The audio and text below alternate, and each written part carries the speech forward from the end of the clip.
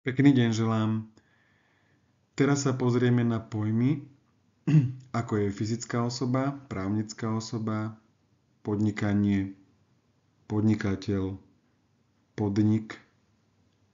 Začneme fyzickou a právnickou osobou v tom najširšom slova zmysle, čiže podľa občianskeho zákonníka. Fyzická osoba je živá ľudská bytosť, čiže človek. Právnická osoba je z ekonomického hľadiska spoločenský útvar, zriadený zákonom alebo postupom uvedeným v zákone. Z právneho hľadiska je to združenie fyzických osôb a alebo právnických osôb a alebo majetku, čiže ich rôznych kombinácií.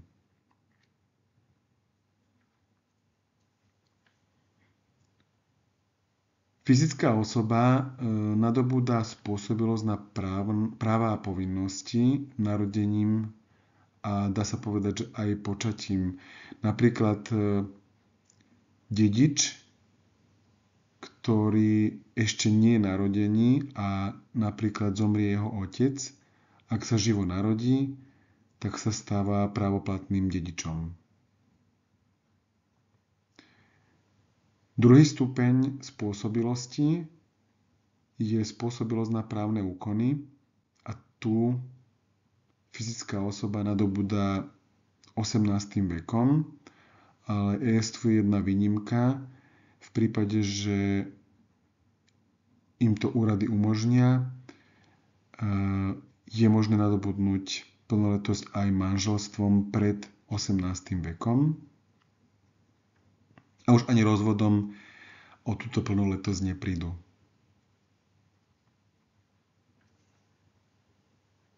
Fyzická osoba to má rozčlenené, kdežto právnická osoba aj spôsobilosť na práva a povinnosti, aj spôsobilosť na právne úkony nadobúda vznikom, čo je zápis do obchodného registra, respektíve ak je zriadená priamo zákonom, tak tým dátumom, ktorý je uvedený v zákone. Takže toto je najširší možný pohľad celkovo na fyzické osoby a právnické osoby.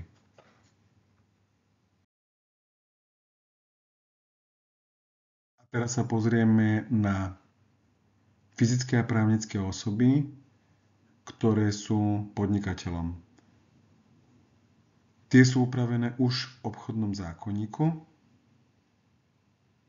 a podnikateľom podľa tohto zákona je po B osoba, ktorá podniká na základe živnostenského oprávnenia, po C osoba, ktorá podniká na základe iného neživnostenského oprávnenia. Tieto môžu byť právnické alebo fyzické obe.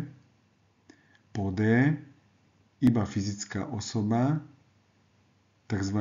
Samostatne hospodáriaci roľník, čiže osoba, ktorá vykonáva poľnohospodársku výrobu. A potom ešte po A je to akákoľvek osoba zapísaná v obchodnom registri, čiže už len to, že je zapísaná v obchodnom registri, hľadí sa na ňu ako na podnikateľa.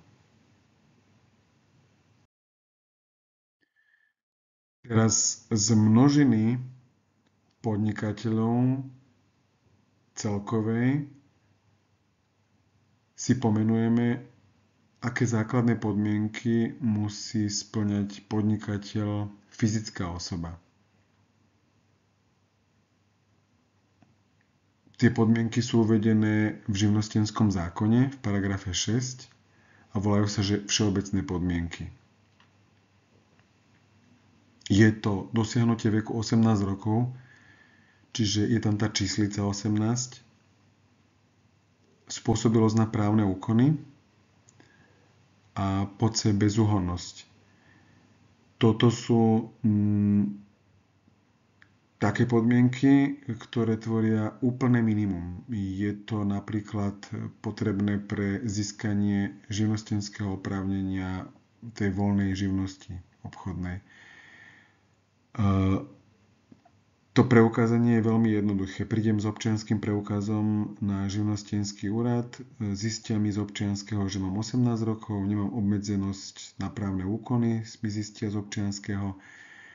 Bezúhonnosť sa zisťuje tak, že len do tej žiadosti zaškrtnem, že splnomocňujem ich, aby si vyžiadali výpis z registra trestov. Na základe tohoto oni zistia.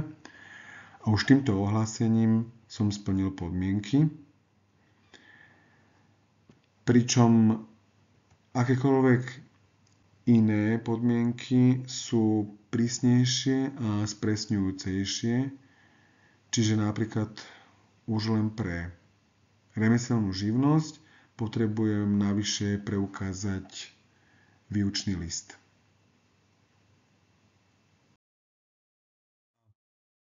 Právnické osoby založené za účelom podnikania, tie sú uvedené tiež v obchodnom zákonníku.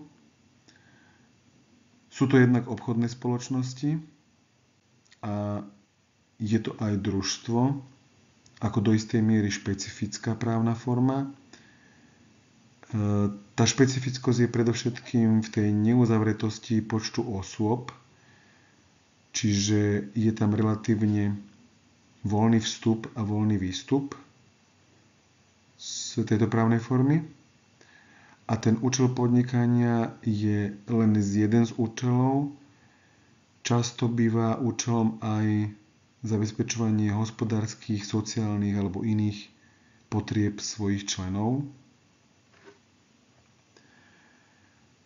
Tie obchodné spoločnosti, čo sú založené za účelom podnikania, sú rozdelené na skupinu osobných, tzv. Personálnych a kapitálových spoločností. Pričom tie osobné sú dve, verejná obchodná spoločnosť a komanditná spoločnosť, a tie kapitálové sú tri v obchodnom zákonníku: SROčka, akciovka a jednoduchá spoločnosť na akcie.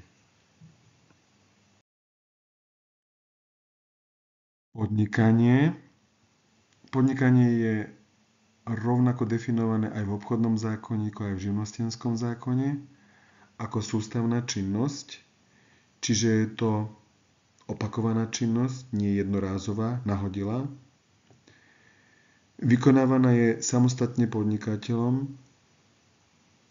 čiže rozhoduje sa podnikateľ sám, má ekonomickú samostatnosť, koná vo vlastnom mene a na vlastnú zodpovednosť. Napríklad zamestnanec koná v mene zamestnávateľa a koná na zodpovednosť toho zamestnávateľa. Čiže ak spôsobí v tom zamestnaní nejakej tretej osobe nejakú škodu, tá tretia osoba bude vyžadovať nápravu od zamestnávateľa, nie od zamestnanca.